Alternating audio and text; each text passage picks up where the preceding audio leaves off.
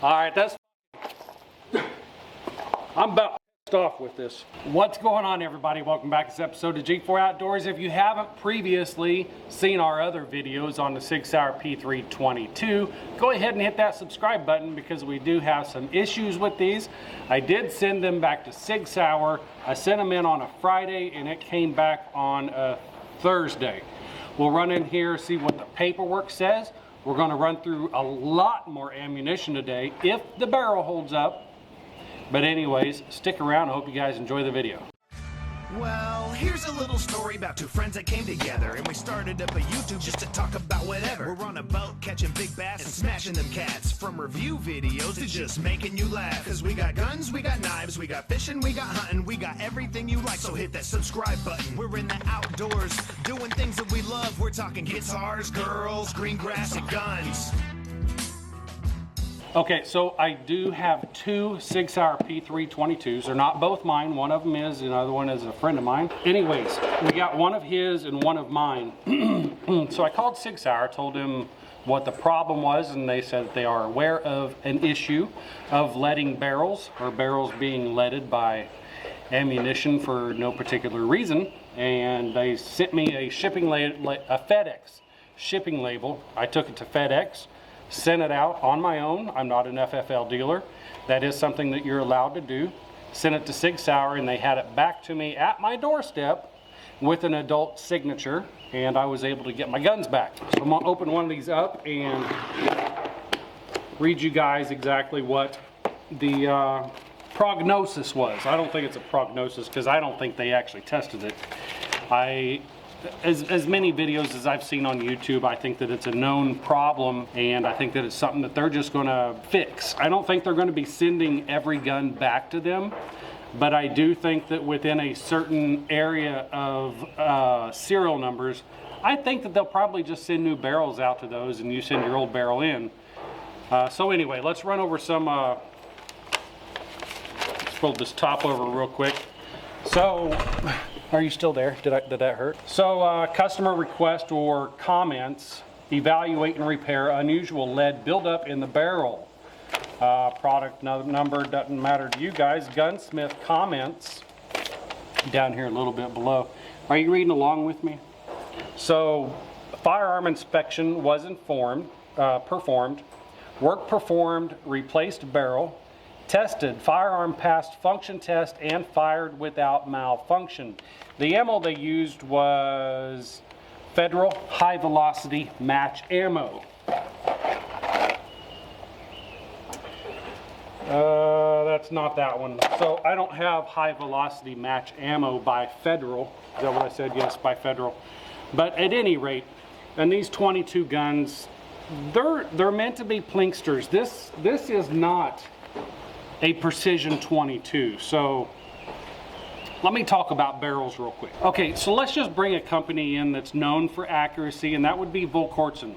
Versacarry makes a match grade barrel, and in those guns they'll specifically say in the instructions, the owner's manual, do not shoot mini mags or stingers, because it's a slightly different case, a very slightly different case, but they are just a hair bigger. So on the Versacarry competition barrel, it's meant to shoot a very tight group at specific distances. With these right here, I'm not saying it's a toy, but yes, with toys like this, you want bigger tolerances so that you can shoot more types of ammunition, and you can really beat them up a lot more. Like the Versacarry Scorpion, I used to have one of those, and that's not one of those guns that you want to come to the range one day and shoot 1,000 rounds through. That's just not what it's designed for, but that's what this is designed for. It's designed just to come out and have a lot of fun. You're not going to win any paper shooting competitions with this. I would even go so far as to say silhouette competitions, shooting a hog at 100 yards about yay big. You're not going to be winning those competitions with this gun, but definitely with a Scorpion, that is something that you can do, and that's what those are designed for. So in the tolerance area, These barrels can be opened up, the tolerances can be opened up. There's a variance there that can be bigger or smaller, okay? So let's get into competition 22 ammo. I don't have any on the table right now, but let's take Lapua for example. Let's take like biathlon shooters for example. When they shoot their Lapua ammo through their Olympic guns, they go through certain batches of ammo, and actually they send those guns into Lapua, and Lapua will actually make ammunition that is specifically designed for that barrel. And that's where we're dealing with really tight tolerances. And those really, if those numbers are off just a little bit, like from one batch to the next, which they do, that does make a big difference. From one batch to the next, there's going to be micro adjustments that's ran from certain machines to the next. And actually, that actually goes along with CCI ammunition. There are people that will only accept certain batches that come off of a certain machine of their CCI ammunition. And that's because there's minor, just minor differences between machine that produces these to another machine that produces these. So, you know, we're dealing with super small adjustments, tolerances. Well, with the barrels on these 22s, the tolerances are pretty big. In the grand scheme of things, they're pretty big. And I think what has happened is when they originally built these, a lot of the barrels came off of one machine, just one machine. And they found out what the tolerances should be, and they found out exactly how to build a barrel off of that one machine. Let's say the next guy comes in the next morning and they have to put that program into another computer. Those tolerances are still there, but the machining capabilities of that machine may not be exactly like the machining capabilities of the original machine. So what I think has happened is Sig has ran all of these guns or all of these barrels through 2 or 3, I don't know, many different machines building this barrel. So even though it's in spec, one machine may be building it just a little bit different. And you know, as they take quality control, take one barrel off the line, shoot a couple of rounds through it, it's going to shoot okay. And running 5 rounds through a barrel, you're not going to notice any leading of the barrel. What you're really doing is testing for the functionality of it and seeing how well it's printing on paper. But as you start to shoot these bad out of spec barrels more, you're going to get more leading in the barrel, and it's going to show up on paper, and your day is just not going to be as fun because you're not going to be shooting those tacks off of your 7-yard target. Long story short, I think that they just got a batch of barrels that came off of one machine, maybe 2, that the specs, they're in tolerance. Don't get me wrong, they're in tolerance, but they're just on the very super tight side. And that's not going to work with this barrel and the ammunition that I've been running. Now, I did run on another video, I ran every kind of ammunition that you see out here, plus a couple more. I ran 40 rounds, the barrel leaded up. I cleaned the barrels in between each brand of bullet. I cleaned it thoroughly and shot another 40 rounds of a different round, and the barrel leaded up. So like I say, sent it back into Sig, and I got my gun back. And today we are going to shoot the snot out of this gun. And no excuses, because I do have a Taurus TX22, a Glock 44 in 22, and you know, we can shoot those all day long, and you can pretty much blow down the barrel and clean it out. It looks brand new. So yeah, that is what we're going to do. I'm going to put my Holosun light back on here, or yeah, we'll just call it a light for now. We'll put the red dot Holosun, the Holosun HS470, the Holosun 4077K back on this gun, and we are going to go to town on both of these guns. So hopefully everything's cleared up. I'm done rambling. It's just time to send some lead downrange. Hot.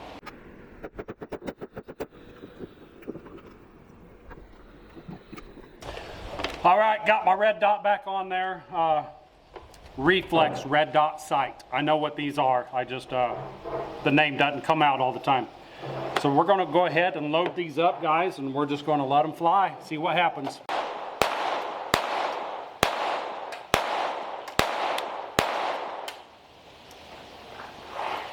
All right, he's working on 2, 4, 6, 80 rounds, and this will be my first ones. He's actually running Remington Thunderbolts, and I'm running Winchester 333 copper plated bullets. His are all lead, so we're just going to send them down and check back with you here in a minute.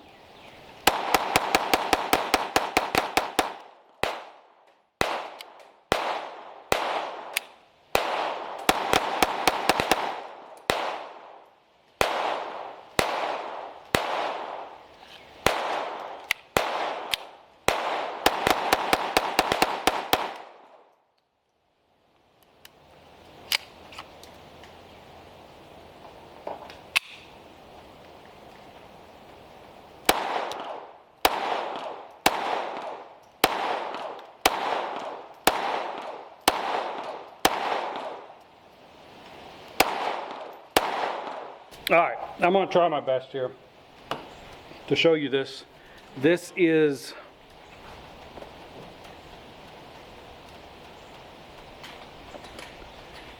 This is 60 rounds of Thunderbolt. Really dirty ammo. And as you can see, there is no leading in this barrel. One thing I did notice though is when they chamfered the inside of this barrel, there is a little bit of chatter.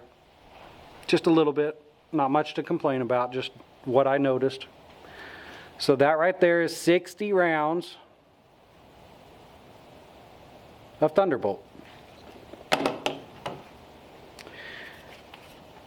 Now this is 40 rounds of copper-plated Winchester 333. Let's see if I can get this in there. Now, like I say, it's only 40 rounds, but as you can see, there's starting to be lead puking out over the edges of my frickin' barrel already.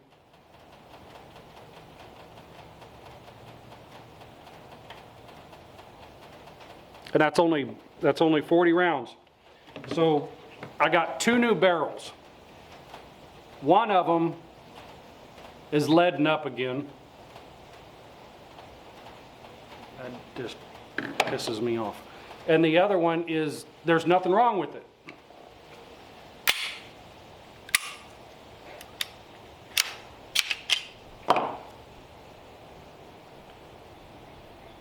The barrel's crystal clean. Crystal clean. Hope you can get in there. Keep these separated.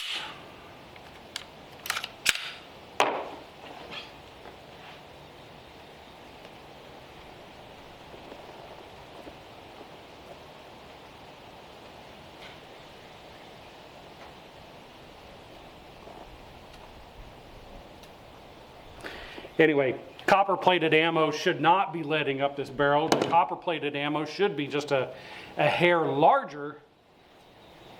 Does that make sense then? No, because I got other 22s. Even a $1,200 22 will run all of this stuff without any problems at all. So, hey, let's just keep on slinging them down range, and I'm going to see if I can't actually get some lead to drip out of this frickin' barrel. Let's go. Got CCI standard velocity. These are just lead-nosed bullets.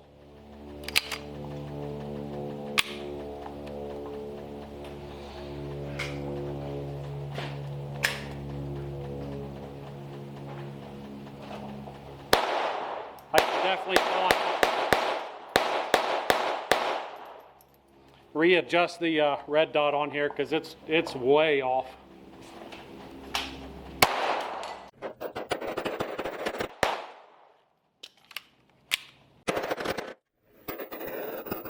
That's just disgusting. All right, got 80 rounds through there, and the leading that's in the grooves of this. I'm just disgusted with this firearm at the moment, but the other gun is completely clean. So I'm gonna go back and run another 40 rounds of CCI standard velocity. This will make 120 rounds in total.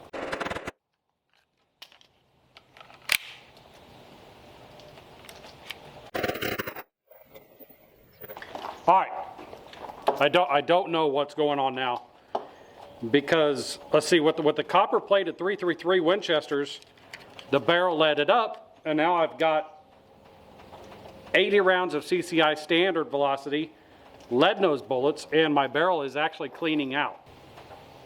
Although I say that, the grooves are still loaded with lead. And if it continues on this pattern, I'm sending this gun back again. It's unacceptable to have that in there. I'm not going to get accuracy out of this at all. With the clean barrel, I know you can get good accuracy out of them. But I'm going to switch it up to the M22 and see if it gets any worse or stays the same. All right, we got some Winchester M22. 40 rounds, going hot. One thing I do want to mention on these, we will get some failure to fires from light primer strikes.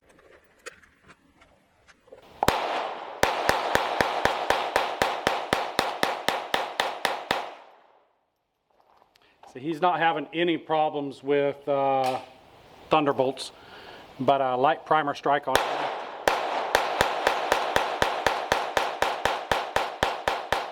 Light primer strike. Like I say, we will have problems with light primer strikes with the M22s. I'm telling you.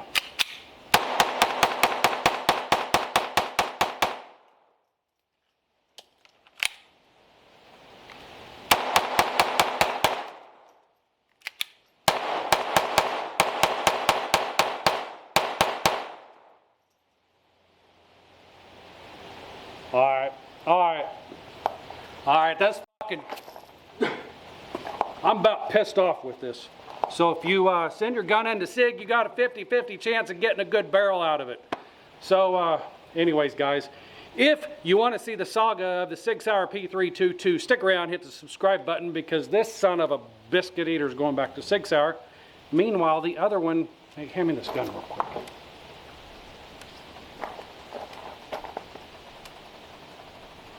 Clean barrel, clean barrel, clean barrel. The other one's just